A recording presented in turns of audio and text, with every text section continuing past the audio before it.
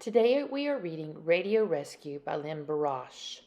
In the 1920s, a long-distance telephone call can take hours. An overseas call is not possible at all, but there is a new invention called wireless radio that permits instant communication over long distances.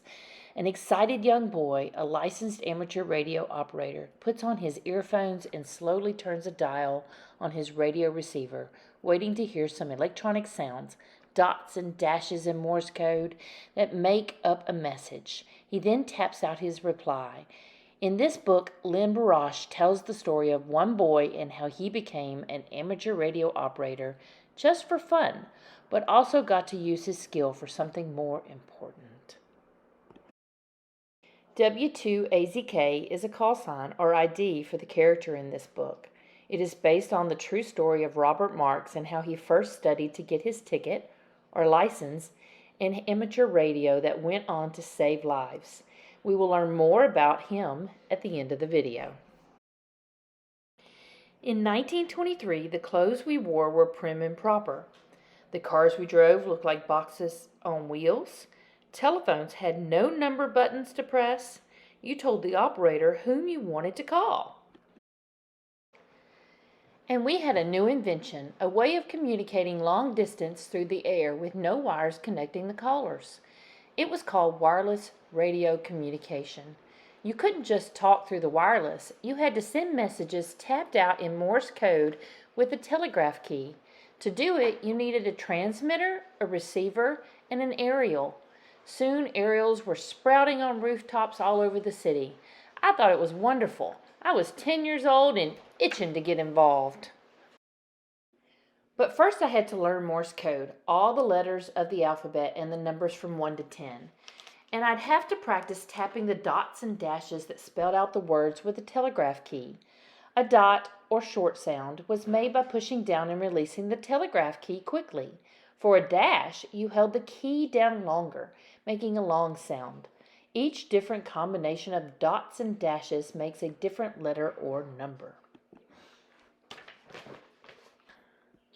I lived in a small apartment on the Upper West Side of New York City with my mother and our dog Fly. There wasn't much room, so when I bought my second-hand receiver and earphones, I put them right in my bedroom. I would not be allowed to send Morse code until I got my amateur, or ham, license and a radio transmitter. But with my receiver and earphones, I could dial up and down the frequencies and listen to other people sending Morse code. A single wire ran from my window to the roof, the only aerial this simple setup needed. Nailed it! I studied code a few letters at a time. I began to tap out words with my fingers on any surface I could find, while walking down the street, riding on the bus, going to and from school, everywhere I went. At home, I listened to traffic on the air. Slowly, I was learning to decode. One day, I picked up 2CUQ with my receiver. I knew that these were a licensed operator's call letters, or ID, so I looked them up in my amateur radio or ham directory. They belonged to Bill Irwin, who lived only 7 blocks away from me. I called him on the telephone, and we made plans to meet. Bill was 17 and already had his ham radio license, which he called his ticket. Bill showed me his radio setup and told me an amazing story. Late one night, Bill noticed smoke coming in his window. Flames were shooting from the 3rd floor of the building next door. He grabbed the phone, but the line was dead. Going quickly to his telegraph key, he raised another ham operator and tapped out FIRE AT 114 W74 CALL FIRE DEPT RUSH. The message got through. A few minutes later, a fire truck came. The firemen hoisted a ladder and carried a mother and baby down to safety. How I wanted my chance to go on the air, but I was barely able to read code. Would I ever be good enough to take the test for a license? Bill gave me his old notebook to help me study, but he warned, don't expect a rescue every day. It hardly ever happens. As if it weren't hard enough to learn Morse code, Here in Bill's notebook was another code within the code, abbreviations for faster transmission and international signals that all began with the letter Q and could be understood in any language. How would I ever sort it all out? Dot by dot and dash by dash, Bill joked. Then he laughed and said, Did it? It wasn't until I read the notebook that I discovered what that meant. Laughter in Morse code. Did it? Finally, I went down to the custom house to take the test. I only had to read 10 words per minute, not send any code, but I failed it. Leaving the building, I cried all the way down the steps. Even though I could take the test again any time, I knew it would be a long while before I would be ready. For the next year, I studied and practiced until even my dreams were in Morse code. I could recognize whole words and phrases at a time. The code had become a language I could understand at last. When I took the test again, I passed. I was now a licensed operator. I had my ticket, just like Bill, and my very own call letters. They were 2AZK. Bill had promised to help me set up my station when I got my license. All of us hams built our stations ourselves from scratch. We called them our shacks. Bill said, "Wait till you see Cortlandt Street." We took the subway downtown. Store after store was jam-packed with radio equipment that spilled out onto tables in front. There were vacuum tubes used to amplify sound, bus bar wire from building circuits, lengths of rubber covering called spaghetti to prevent one wire from touching another, soldering irons, motor generators to boost power for better transmission, batteries that yielded direct current for pure power, braided wire for aerials, telegraph keys, and earphones. We returned home with armloads of stuff, unwrapped the packages, and went right to work. We built a circuit, soldering it together so it could activate the UV845 vacuum tube for my transmitter. Then we mounted it onto the back of the large master panel with the meters showing through and stood it in the corner by the window. The aerial was next. I knew it would have to be strung over the street away from the wall of my building where the steel would interfere with the radio reception. Frank Betts, the super from the building across the street, was my friend. He knew all about my radio efforts and said he'd help. Together we made a plan. One night, when the traffic had quieted down, I went up to the roof. I attached a wire firmly to a railing and dropped the other end down to Frank, who was waiting below on the street. I had also hung a wire from my 8th-story bedroom window, which Frank attached to the dropped wire. Frank tied the wires to a rope that was fastened to the railing of his roof and hoisted it high over the street to his rooftop. That's not the right page. Oh. Formed a slanted T-shaped aerial. My station was complete. Now 2AZK could be on the air. My first call was a local one. Guess who? In the months that followed, I went on to call California, Florida, Ohio, and then England, France, and even Australia. I sent CQ, the general call, then DX, meaning that I was looking for someone from a distance, and then my call letters, 2AZK. And then I'd wait to hear a response. If I heard my call letters repeated, I'd know I'd raised someone. I looked forward to hearing world news every day. The foreign stations and I would plan to meet again on the air at a regular, prearranged time. One night I noticed flashes of light coming from the Navy ships anchored in the Hudson River. They were sending code back and forth from one ship to the other, beginning with a series of dits. I got out my flashlight and went up to the roof where, instead of sending CQ, the usual way to open a communication, I sent the same series of dits and then my call letters to AZK.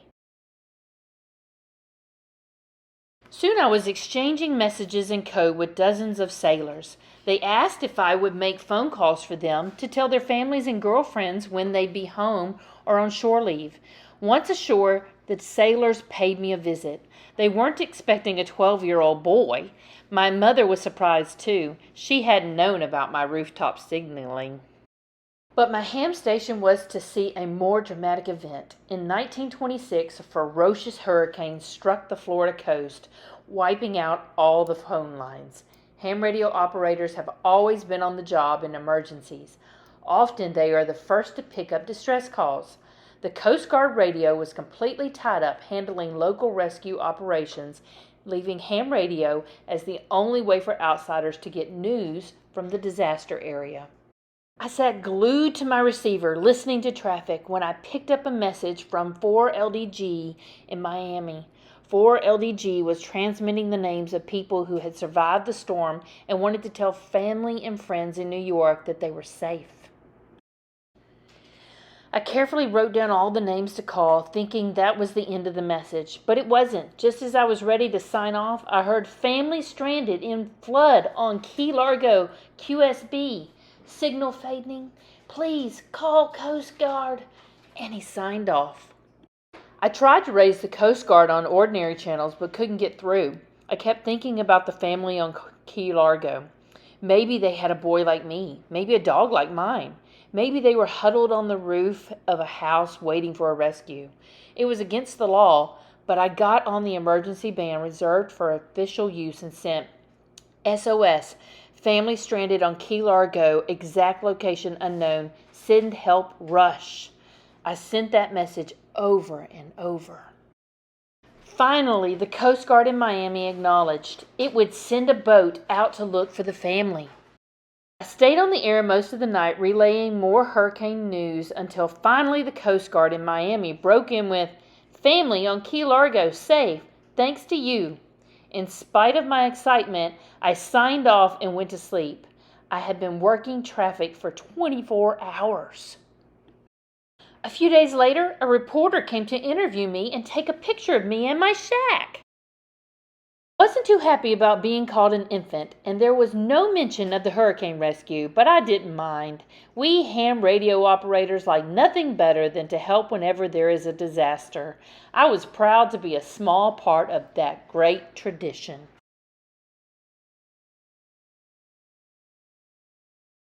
First up is Michael Faraday, 1791 to 1867. And he says, I discovered the connection between electricity and magnetism and how an electric current can be made to magnetize a piece of iron. Next up is Samuel Morse, 1791 to 1872. He says, I invented the telegraph and the Morse code. I set up my code giving the most often used letters the shortest easy to send signals. Since the letter E is more often used than Z, E is a dot and Z is dash dash dot dot. And next up is James Maxwell, 1831 to 1879. Mathematically, he says, I proved that electromagnetic energy travels in waves at the speed of light. And next up we have Heinrich Hertz, 1857 to 1894. And he says, thanks Maxwell. I took his ideas and actually produced electromagnetic waves called Hertzian waves, named after me. And next up, Guglielmo Marconi, 1874 to 1937. And he says, I tied together the ideas of Hertz and other scientists and invented wireless radio. And last, we have Lee DeForest, 1873 to 1961. And he says, I invented the vacuum tube, making further advances in all communications possible. They call me the father of radio. And now let's find out a little bit about our author and the true story behind what we read. The author of our book is Lynne Barasch, who was born in New York City and grew up in Woodmere, Long Island. She holds a BFA from Parsons School of Design and is the author-illustrator of 3 previous picture books. Radio Rescue is based on her father's experiences as a young ham operator in the 1920s. Barasch currently lives in New York City with her family.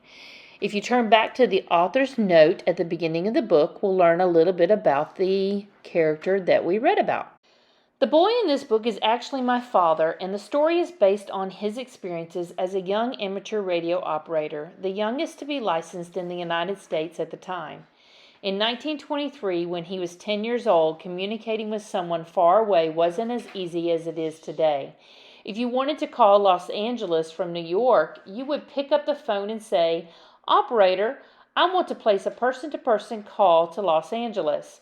You would give the operator the name and number you wanted. The operator would then call another operator some miles west of New York. That operator would call the next operator. It might be 10 calls before the relay reached Los Angeles. Many hours later, the operator would call you back and say, "Your Los Angeles call is ready." Then you would hear the crackly, distant sound of the voice from Los Angeles. If you wanted to call someone in Europe, you were out of luck. Overseas phone calls weren't possible at all. At the same time, there was another form of communication that was becoming more and more popular. It was called wireless radio. People all over the world would exchange thoughts and information by sending electronic signals in Morse code through the air using a telegraph key. From the beginning, wireless radio attracted amateur radio operators who came to be known as hams, and special bands of radio frequencies were designated for their use.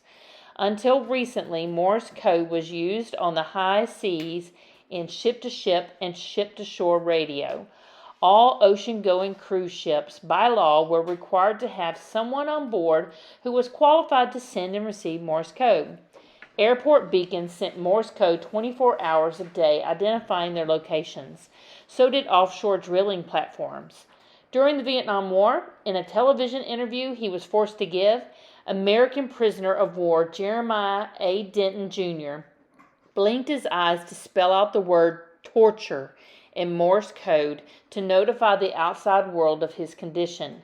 Although Morse code is still used by amateur radio operators and others, international distress calls are now sent by a new satellite system called Global Maritime Distress and Safety System, or GMDSS. Morse code continues to be one of the most reliable forms of communication ever devised. For more books on ham radio, check out the other videos on this channel. Remember to hit like, hit subscribe. 73, everyone.